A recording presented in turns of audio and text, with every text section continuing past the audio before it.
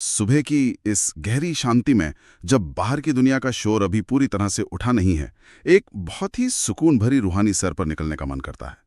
आज का हमारा ये सफ़र कोई आम चर्चा नहीं है। आज हम 21 फरवरी 2026 की साकार मुरली और उन गहरे स्रोतों में उतरने वाले हैं जो सीधे आत्मा को झकझोरते हैं। बिल्कुल। और इस साकार मुरली का ये रूहानी मंथन एक बहुत ही धीमा और ठहराव भरा अनुभव होने वाला है। हाँ, क्योंकि आज अगर हम अपने आसपास देखें तो दुनिया एक अजीब सी उलझन में है। लोग आपस में लड़ रहे हैं, हर कोई बस अपनी बात साबित करना चाहता है। ऐसा लगता है जैसे ये एक ऑर्फन दुनिया, मतलब एक अनाथ दुनिया बन गई है, जहां सब मौजूद तो हैं लेकिन रूहानी पिता की पहचान खो जाने के कारण अंदर से सब अकेले महसूस कर रहे हैं। सही कहा आपने।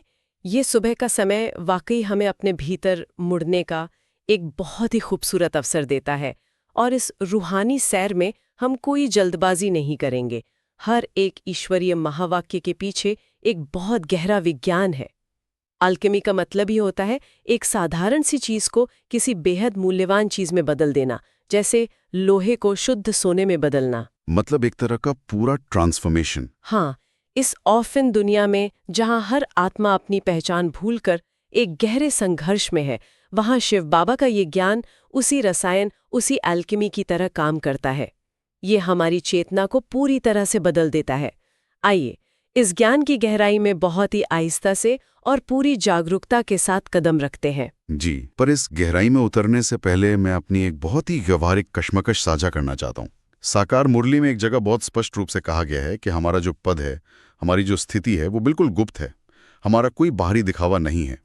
लेकिन जब मैं अपनी रोजमर्रा की जिंदगी में होता हूँ, चलिए सोशल मीडिया का ही उदाहरण ले लेते हैं। सोशल मीडिया तो आज की सबसे बड़ी सच्चाई है। वही ना, जब मैं इंस्टाग्राम या लिंक्डइन खोलता हूँ तो वहाँ दुनिया पूरी तरह से दिखावे में डूबी नजर आती है।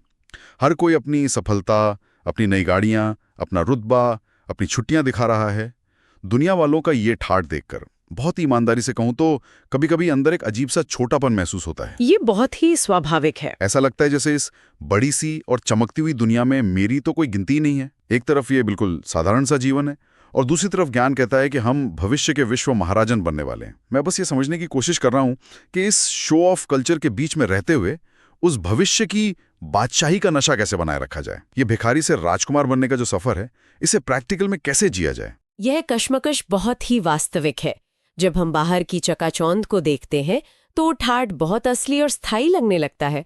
सोशल मीडिया तो डिजाइन ही इस तरह से किया गया है कि वो हमारे अंदर एक कमी का एहसास पैदा करे। लेकिन चलिए इस गुप्त स्थिति के रहस्य को थोड़ा और खोलते हैं। मैं भी यही चाहता हूँ कि इसे थोड़ा और गहराई से समझे।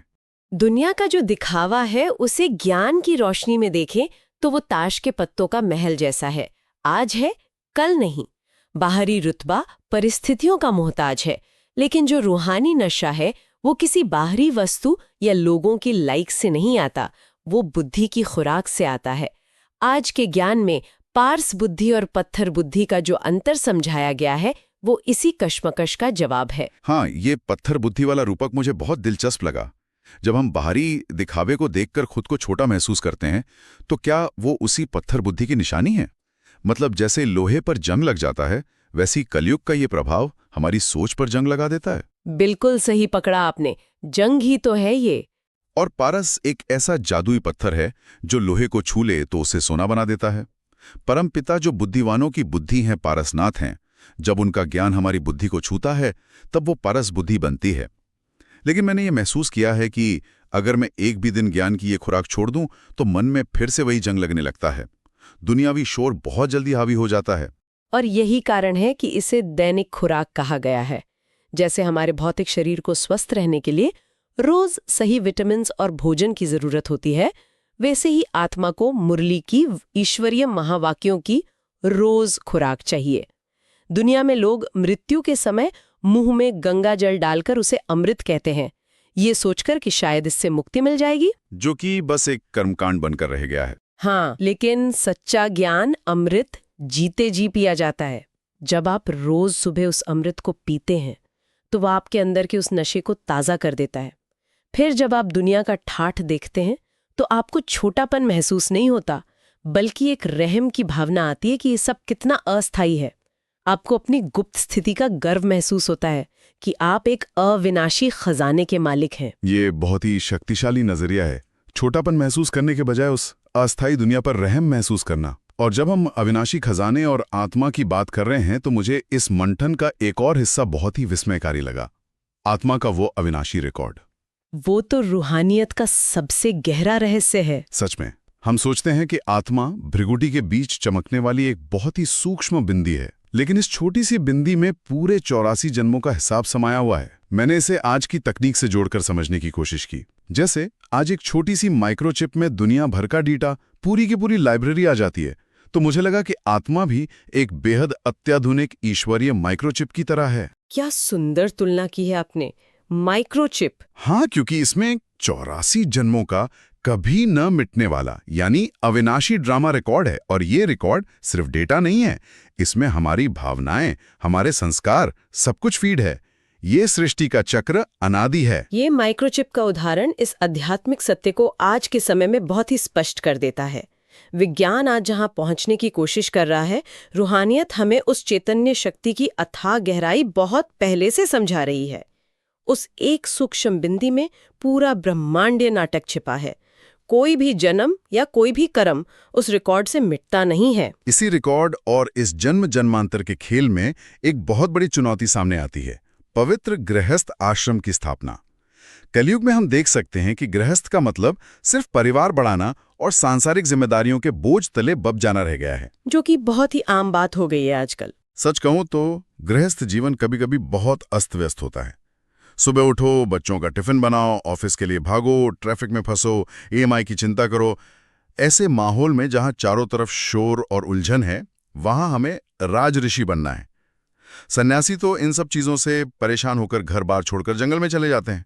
भाग जाना तो आसान होता है ना। बिल्कुल, लेकिन हमें इसी दुनिया में अपने परिवार के साथ रहते हुए, घर गृहस्थ में स्त्री पुरुष इकट्ठे रहते हुए भी 5 विकारों का संन्यास करना है। यह गृहस्थ के बीज आश्रम का अनुभव कैसे सकता है? कभी कभी तो बस उस ऋषि की तरह सब छोड़ छाड़ कर भाग जाने का मन करता है। ये बहुत ही स्वाभाविक इंसानी प्रतिक्रिया है। भाग जाना हमेशा आसान लगता है, और यही कलयुग के गृहस्थ धर्म और सतयुग के आश्रम के बीच का सबसे बड़ा और गहरा अंतर है। कलयुग में जिसे गृहस्थ कहते हैं वो केवल शारीरिक और भौतिक स्तर पर सिमट गया है। सिर्फ भौतिक स्तर पर? मतलब अगर हम गहराई से सोचें तो सिर्फ बच्चे पैदा करना और परिवार बढ़ाना तो जानवरों की दुनिया में भी होता है, लेकिन इंसान होने का असली अर्थ क्या है? आश्रम शब्द का मतलब ही है पवित्रता का स्थान, जहां विश्राम हो, जहां रूहानी उन्नति हो। राज ऋषि 2 शब्दों से मिलकर बना है। राज यानी राजा, जो अपनी कर्मेंद्रियों पर, अपने मन पर पूरा अधिकार रखता है। और ऋषि का मतलब?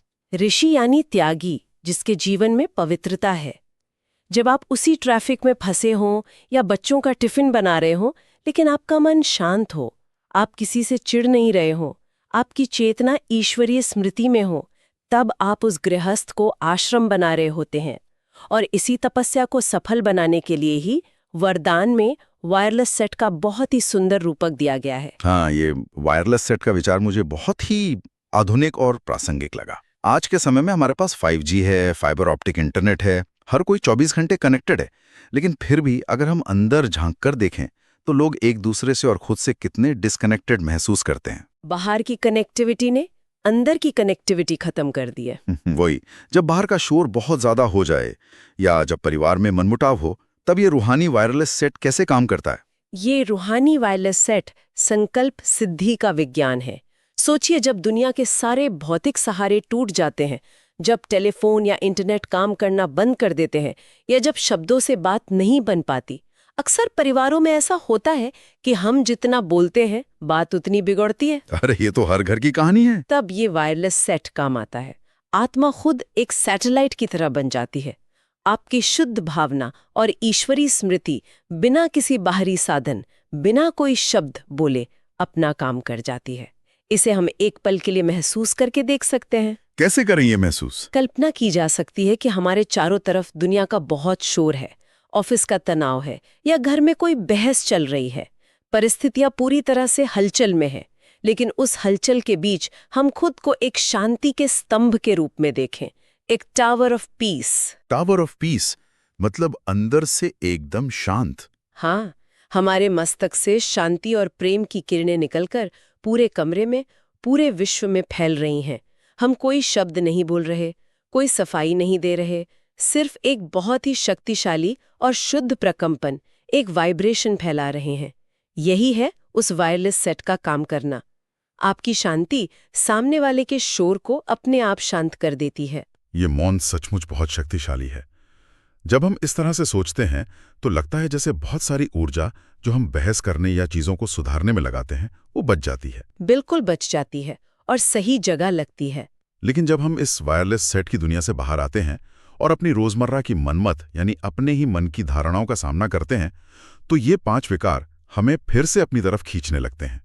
इनको छोड़ना एक लगातार चलने वाला संघर्ष है। ये एक दिन का काम नहीं है, रोज की मेहनत है। और इस संघर्ष में सबसे बड़ी कश्मकश तो तब होती है जब जीवन में कोई बहुत बड़ा दुख आता है, जैसे मृत्यु का सामना।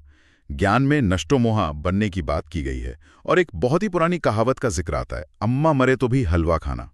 मैं बहुत ही ईमानदारी से अपनी भावनाएं रखना चाहता हूं यहाँ। हाँ हाँ, बिल्कुल बेझिझक कहिए। जब मैंने शुरुआत में ये पढ़ा था तो मुझे लगा कि ये कितनी कठोर बात है। मतलब हम इंसान हैं, परिवार में जब कोई बहुत बीमार होता है या किसी अपने की अचानक मृत्यु हो जाती है तो एक गहरा दुख होता है, बहुत रोना आता है। ऐसे पीड़ा के समय में ये सोचना कि आत्मा एक शरीर छोड़ दूसरा लेती है, ये बात बुद्धि में टिकती ही नहीं है। मैं समझ सकती हूँ, ये सुनना थोड़ा अजीब लगता है शुरू में, है ना? ये हलवा खाने वाली बात तो बाहरी दुनिया की नजरों में बहुत ही निर्दयी और भावनाहीन लग सकती है। इस महावाक्य का असली सार क्या है? ये एक बहुत ही गहरी पीड़ा है और आध्यात्मिक मार्ग पर चलने वाले हर जिज्ञासु के मन में यह सवाल कभी न कभी जरूर उठता है। लेकिन हमें इस महावाक्य को सांसारिक चश्मे से नहीं बल्कि रूहानी चश्मे से देखना होगा।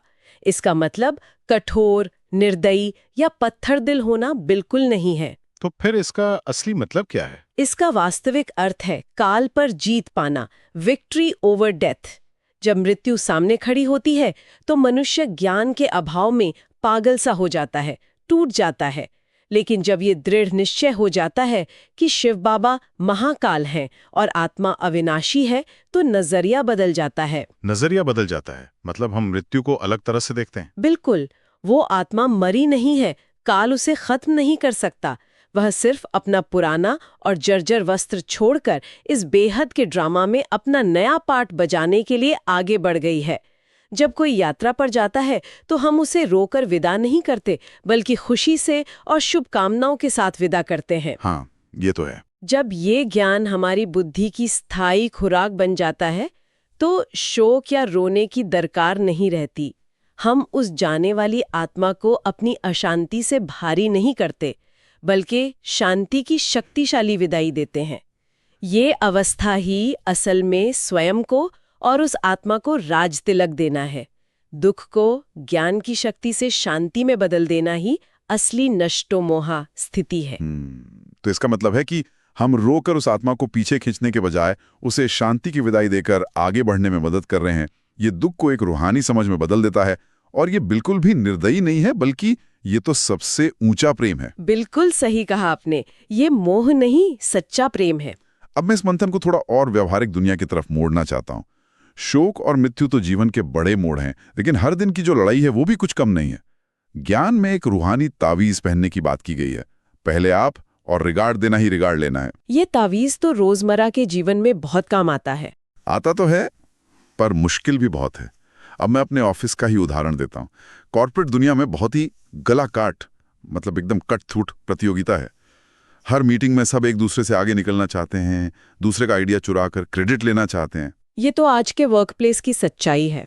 अब अगर मैं इस रूहानी तावीज को पहनकर अपनी टीम में या बॉस के सामने पहले आप कहता हूं या दूसरों को आगे करता हूं, तो कॉर्पोरेट कल्चर में लोग इसे मेरी महानता नहीं बल्कि मेरी कमजोरी मान लेते हैं।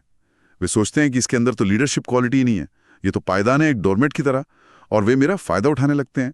मैं समझ रही हूँ आपकी ये उलझन। ऐसे माहौल में जहां मैं और मेरा ही सफलता का इकलौता पैमाना माना जाता है, इस पहले आप वाले तावीज को प्रैक्टिकल रूप में कैसे पहना जाए? ये डर लगता है कि कहीं ये रूहानियत मुझे मेरे करियर में पीछे तो नहीं धकेल देगी। करियर में पीछे धकेल देना या पायदान बन जाना, ये जो डर है ना, ये माया का बहुत ही सटीक रूप है।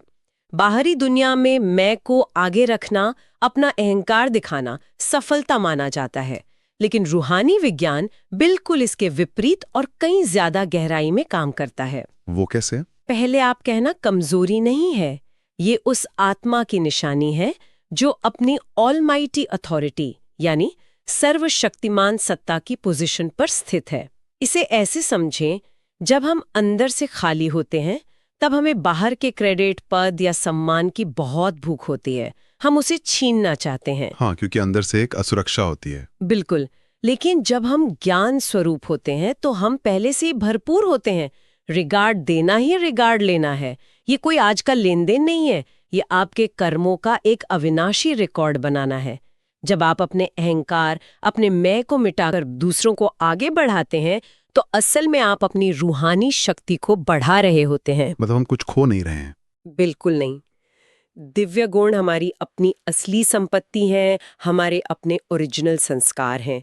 जो अवगुण है, जैसे दूसरों को गिराकर आगे बढ़ना या ईर्ष्या करना, वो सिर्फ संग दोष का परिणाम है, बुरी संगत का असर है। ये तो बहुत ही स्पष्ट नजरिया है। जब आप हर परिस्थिति में बिना किसी से प्रभावित हुए सदा हर्षित रहते हुए दूसरों को सम्मान देते हैं तो वो वायरलेस सेट अपना काम करता है।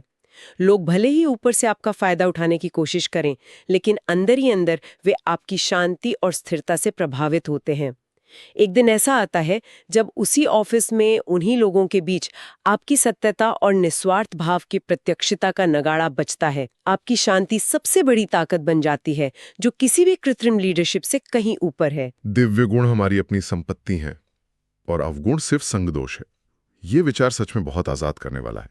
इसका सीधा सा मतलब यह है कि मुझे अपने ऑफिस के या आसपास के माहौल से डरने की या उसके जैसा बनने की जरूरत नहीं है। मुझे बस अपनी उस असली ऑलमाइटी अथॉरिटी की स्थिति में टिकना है। ये रूहानी सैर, ये साकार मुरली का मंथन सचमुच आज बहुत गहरे स्तर पर ले गया है।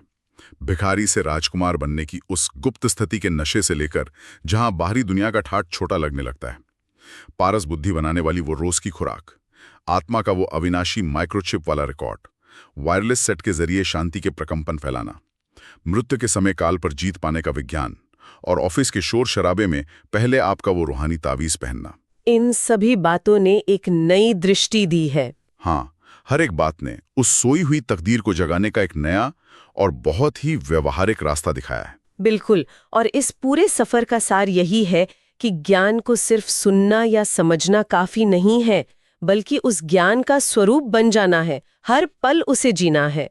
अब जब हम इस मंथन को समेट रहे हैं तो एक बहुत ही गहरा विचार हमारे सामने आता है। वो क्या है? हमने बात की थी कि आत्मा एक माइक्रोचिप की तरह है जिसमें 84 जन्मों का कभी न मिटने वाला रिकॉर्ड दर्ज हो रहा है। वो रिकॉर्डिंग कभी रुकती नहीं है।